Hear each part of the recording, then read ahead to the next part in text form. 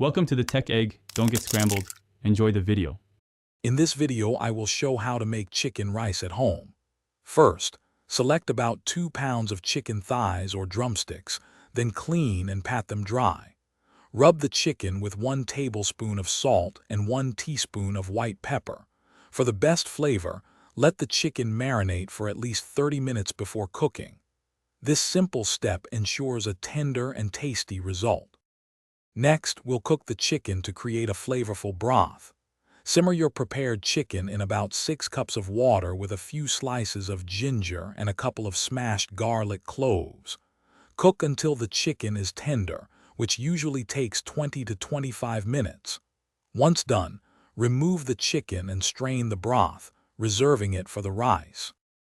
Now for the heart of the dish, the rice. In a pot, sauté 2 cups of jasmine rice with a little more minced garlic and ginger until fragrant.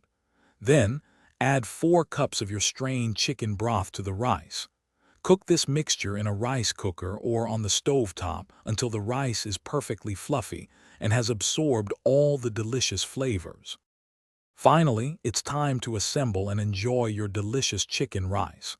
Carefully chop the cooked chicken into bite-sized pieces.